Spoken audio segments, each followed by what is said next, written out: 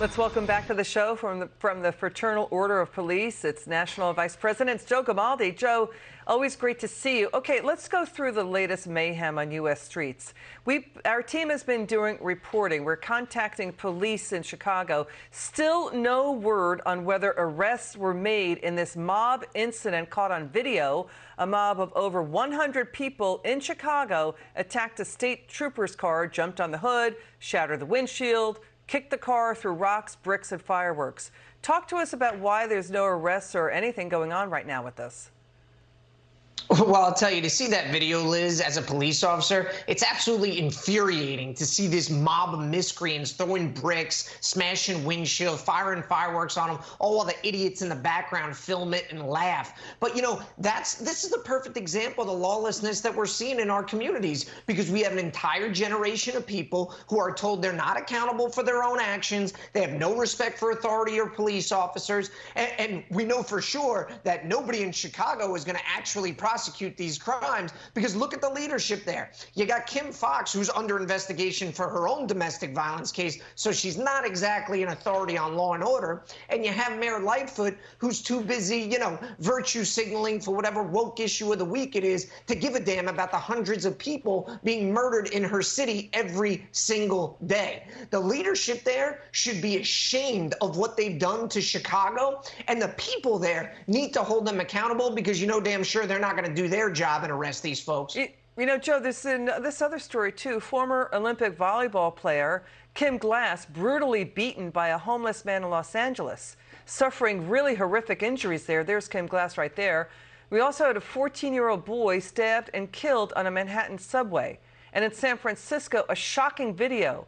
Elementary school children trying to make their way through an open-air drug den after school. The list goes on and on. It's horrible, and we continue to see it nationwide, and I just don't know, how many stories do we need to see before everybody wakes up and realizes that this woke agenda that's being pushed in every single urban community is literally killing our communities? It's killing individuals there, and now some of these incidents are certainly high profile, but how do you watch that video of that open-air drug den as a parent and not say, we can't do this anymore? We can't have this in our streets if we want a civilized society. And recent polling data shows in San Francisco just how fed up they are. 88% think homelessness is out of control. 69% say they don't even feel safe walking the streets. The current path we are on is not sustainable. We need to bring back law and order in our communities. You know, we have also this. FBI Director Christopher Wray is talking about the frustration on the part of law enforcement about weak on crime prosecutors letting back out on the streets violent felons. Watch this. I hear this from chiefs and sheriffs all the time across our country.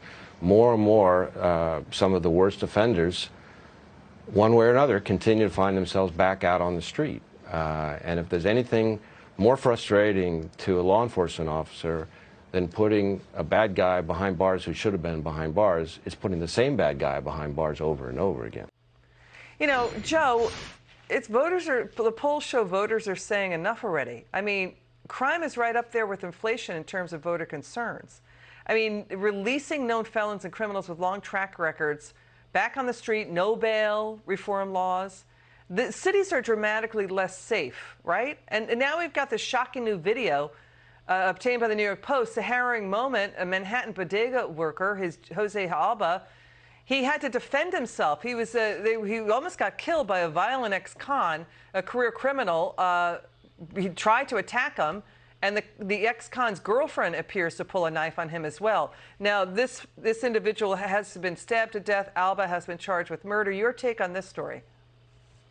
Well, you know, Liz, I've been a police officer for 17 years, and I've never seen it this bad on the streets. The criminals are literally laughing at us when we catch them because they know they're going to be out with just a pinky promise to show up to court. But, you know, this case in New York that you're talking about, this is the utopia that DA Alvin Bragg promised everyone. You know, he's cutting sweetheart deals for murderers, rapists, and robbers.